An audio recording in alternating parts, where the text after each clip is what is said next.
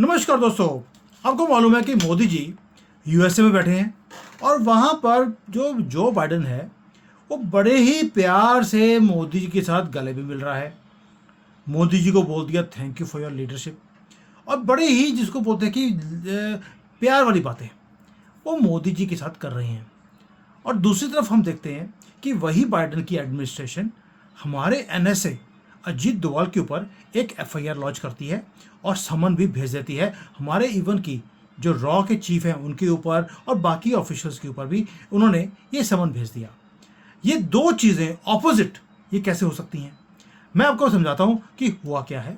और आप सोचकर देखिए, दुनिया में पहली बार हुआ है ये कि एक उग्रवादी डेजिग्नेटेड एक टेररिस्ट है, दूसरे कंट्री में वो बोलता है कि मुझे तो एक अलग से कंट्री बनाना है।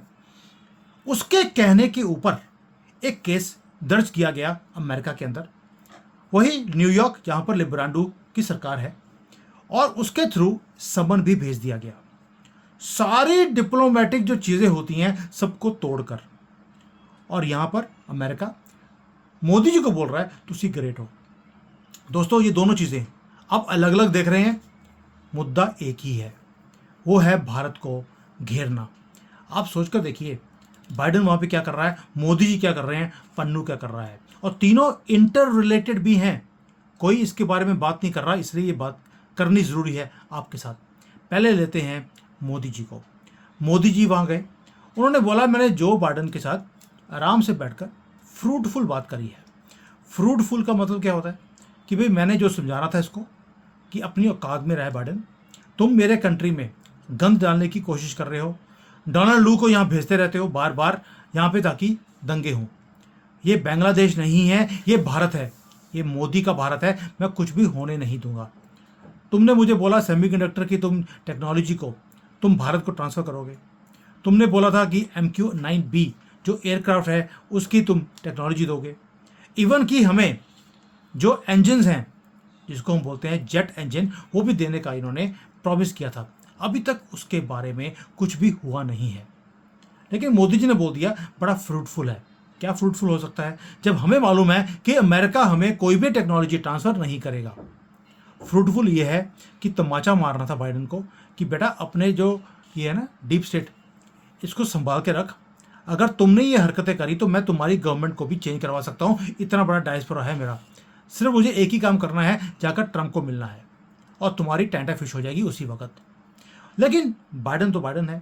बाइडन ने मोदी जी के आने से पहले दो हरकतें करी। पहली हरकत ये करी कि पन्नू का जो केस था, पन्नू ने केस किया और समन भिजवा दिया। दूसरा एक काम और किया है, जैसे ही भारत की नज़दीकियां यानी कि चाइना के साथ बढ़नी शुरू हुई हैं, वहाँ पर जो टेम्परेचर हाई था वो कम होना शुरू हुआ। चाइना ने बोल दिया कि हम भारत के साथ एंगेज करना चाहते हैं, not militarily, economically, business wise. वैसे ही अमेरिका के डीप स्टेट को और हमारे बाइडन साहब को मिर्चें लग गई। ये की हो गया, अब तो ये युद्ध का जो माहौल था वो ख़त्म हो गया है। युद्ध का माहौल ख़त्म हो जाएगा तो मेरी दुकानदारी कैसे चलेगी। दोस्तों, बाइडन ने क्या किया, एक हरकत करी। उसने बोल दिया मोदी जी तुसी ग्रेट हो, तोहफा कबूल करो और आपकी लीडरशिप को सलाम। हम चाहते हैं कि हम मैरीटाइम जो एक्सरसाइजेज होती हैं वो करनी शुरू कर दें। पहले तो आपने हमारे साथ मैरीटाइम एक्सरसाइजेज नहीं करी मिस्टर बाइडन, अभी आपको एकदम से मैरीटाइम एक्सरसाइजेज की जरूरत पड़गी। लास्ट टाइम तो आपने एक्सरसाइज करी, वो तो आपने करी वियतनाम के साथ, फिलीपींस के साथ, हमारे साथ तो तुम्हें करने की ज़रूरत नहीं थी। अब लगा यार भारत की ज़रूरत नहीं है।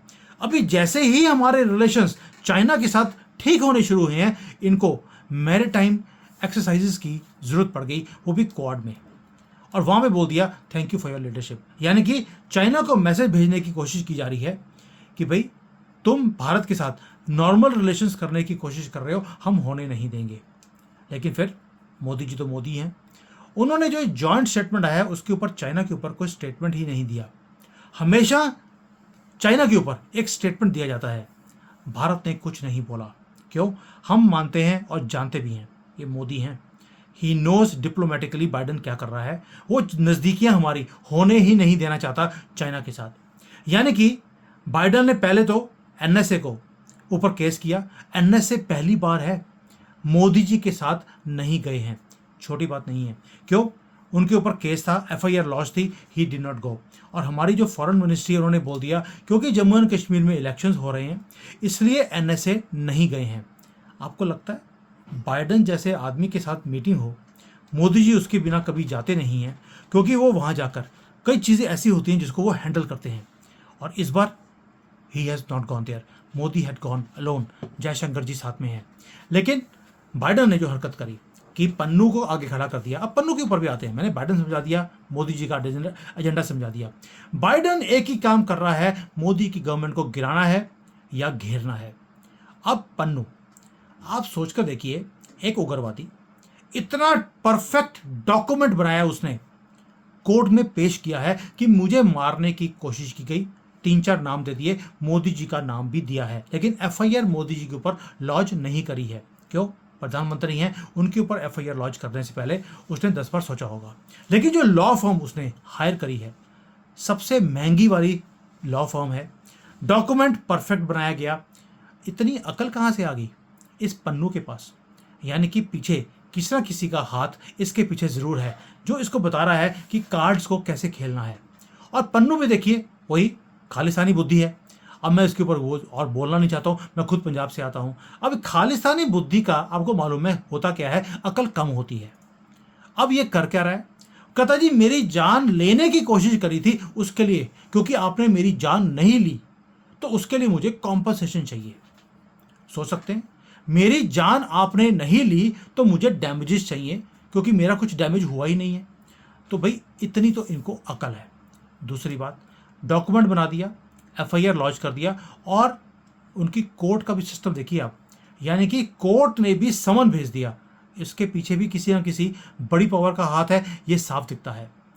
दोस्तों आप सोचकर देखिए, ये सारा कुछ जो हो रहा है क्या आपको प्लान्ड वे से होता हुआ नहीं दिखाई देता?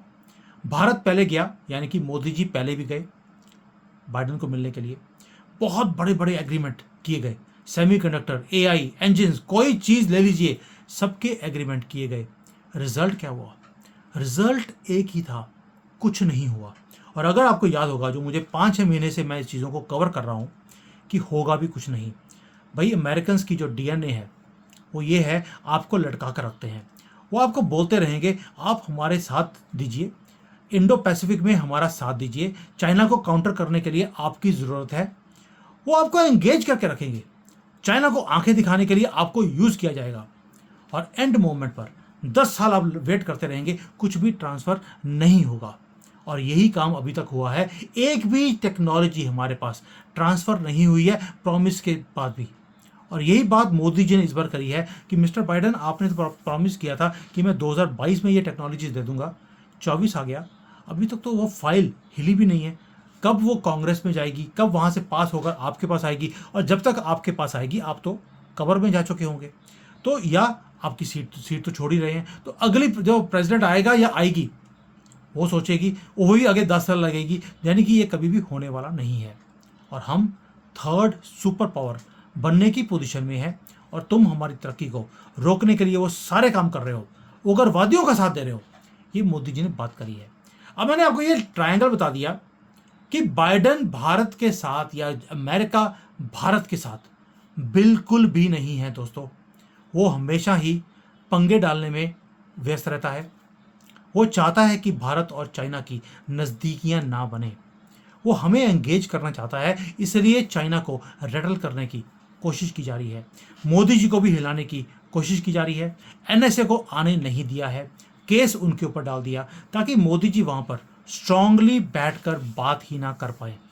उनको घेरने की कोशिश की है, और मोदी जी बाइडन को घेरने गए थे। आई डोंट नो, अगले 1-2 दिन में पता लगेगा कि हमने बाइडन को कितना घेरा। लेकिन एक बात तो मोदी जी को पता लग गया कि चाइना के साथ पंगा लेने का फ़ायदा नहीं है। हमने चाइना के साथ दोस्ती कर ली, दोस्ती ऐसे किया है, उसके साथ ट्रेड हमने इंक्रीज कर दिया, और चाइना ने पीछे हट गया बॉर्डर से। 6 में से 4 पोजीशंस पर पीछे हट गया है। 2 पोजीशंस तो राहुल गांधी के टाइम पर वो अंदर आए थे, उन्होंने बोल दिया कि राहुल गांधी जिस दिन बोल देगा हम पीछे हट जाएंगे। अब राहुल गांधी के ऊपर है कि जब उनके टाइम पर 2 स्टेशंस पर वो अंदर आए हैं हमारी बॉर्डर के अंदर, तो कब बोलेगा? तो मिस्टर राहुल, 2008 में आपने एक एग्रीमेंट किया था, उसके तहत मुझे मालूम है कि आप कुछ भी चाइना के खिलाफ नहीं बोल सकते, ना ही चाइना को आप एक बोल सकते हो कि भाई हमारी धरती से पीछे जाओ। तुम तो बोलते थे डरो मत, अब मैं तुम्हें पूछता हूँ डरो मत। मुझे मालूम है तुम बुर्का डाल के घर में छुप कर बैठे हो जब से तुम यूएसए से आए हो, because you have become irrelevant for the deep state. बाहर निकलो, चाइना के एम्बेसी में जाओ और उनको जाकर बोलो कि इन 2 पोजीशंस पे जब मनमोहन सिंह की रिमोट कंट्रोल वाली सरकार थी वो भारत के अंदर आए थे, उससे पीछे हटिए, क्योंकि तुम्हारे कहने पर ही वो पीछे हटेंगे। तो एक तो ये हो गया। तो दोस्तों राहुल गांधी तो बीच में वैसे ही आ गया, क्योंकि आना ज़रूरी होता है जब चाइना का मामला आता है। लेकिन पन्नू ने जो हरकत करी है, आपको लगता है कि पन्नू के पास इतनी अकल है, इतनी अकल आ गई कि उसने भारत की सरकार के ऊपर, हमारे एनएसए के ऊपर एक केस कर दिया? आपको नहीं लगता कि ये सारा काम एक साजिश के थ्रू हुआ है? और साजिश भी इतनी है कि भाई जिस लॉ फर्म को दिया है मिलियंस ऑफ डॉलर्स की फीस है उसकी, वो भी पे की है। और इतना बड़ा केस, शुक्र करो अभी तो मोदी जी के ऊपर केस नहीं कर दिया इन्होंने। इनका बस चलता तो मोदी जी के ऊपर केस भी कर देते, क्योंकि राहुल गांधी अभी अभी जाकर आया है। और राहुल गांधी ने क्या बोला था वहां पर जाकर? वहां पर उनको बोला कि भाई आप भारत की तरक्की को रोकिए, वरना अगर ये ऐसे ही तरक्की करता रहा भारत, ये चाइना से भी ज़्यादा खतरनाक बन जाएगा। ये Rahul Gandhi American deep state को बोलकर आया है। रेजिम चेंज के जो एक्सपर्ट्स हैं जैसे डोनाल्ड लू है उसको मिला है, और वहाँ जाकर आपको लगता है कि वापस सिर्फ एक कुलचे छोले खा के आ गया वापस, या बर्गर खा के आ गया? नहीं दोस्तों, ये जो आज पन्नू का केस हुआ है, ये सारी चीज़ें वहाँ पर करी गई हैं। और आज मोदी जी वहाँ बैठकर बात कर रहे हैं, जयशंकर जी यूनाइटेड नेशंस में स्पीच दे रहे हैं कि भाई इंक्लूसिव वर्ल्ड है, हमें आपने साइड पे कर दिया, हमारे यहाँ पे गन डालने की आप कोशिश करते हैं, इसको बंद कीजिए, बहुत हो गया। Now we will not just be एक spectator, we will also retaliate. और हर बंदे का वक्त आता है, हमारा वक्त भी आएगा। आज हम सुन रहे हैं, लेकिन हमेशा हम सुनते नहीं रहेंगे। तो ये सारे काम हैं, वही चीज़ें हो रही हैं जो मैंने पहले बोला था 2-3 दिन पहले, कि मोदी जी तमाचे मारने जा रहे हैं। थोड़ा सा उन्होंने जो स्पीड थी, या जो जिसको बोलते हैं आवाज़ आनी चाहिए थी तमाचे की, थोड़ी कम हो गई है, क्योंकि एनएसए वहाँ पे नहीं है। बट ये षड्यंत्र ये है कि भारत की चाइना के साथ नज़दीकियाँ ना बने, उस सबको रोकने के लिए बाइडन ने ये सारे काम करे हैं। और जो ये मीडिया वाले हमारे जो बार बार बोल रहे हैं कि देखिए जी बाइडन ने तो मोदी जी की तारीफ कर दी, उन्होंने बोल दिया you are the leader, we thank you for your leadership.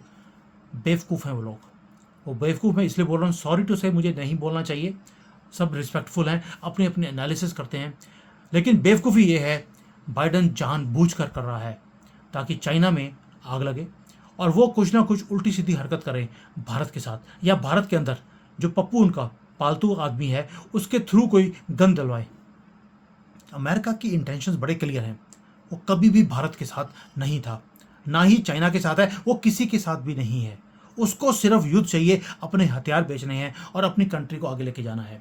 और अगर कोई और पावर उसके सामने खड़ी होती दिखाई देती है, उसे वो घेर देता है, वो कंट्री हो या कंपनी हो।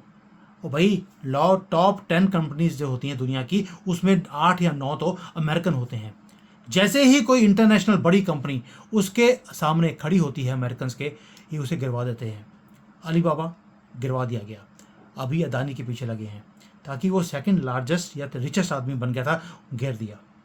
आज उसके बारे में कोई बात ही नहीं करता। यही अमेरिका का स्टाइल है, कंपनी हो या कंट्री, उसे गिराने के लिए इनकी पूरी कायनात शुरू हो जाती है कि कैसे ये काम किया जाए। But I am also in touch with our people, I am also telling them lot of things which I should be doing as a भारतीय। और ये काम, गलत काम मैं होने नहीं दूंगा, क्योंकि कुछ अंदर की चीज़ें हमें भी पता होती हैं यहाँ पर, क्योंकि इंडस्ट्री की जो टॉप इंडस्ट्रीज है वहाँ पे मैं काम करता हूँ। We come to know few things which I discuss with the embassy people hair.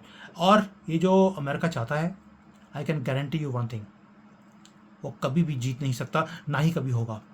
अभी मोदी हमारा प्रधानमंत्री है। Trust your leadership. Thank you. जय हिंद, वंदे मातरम।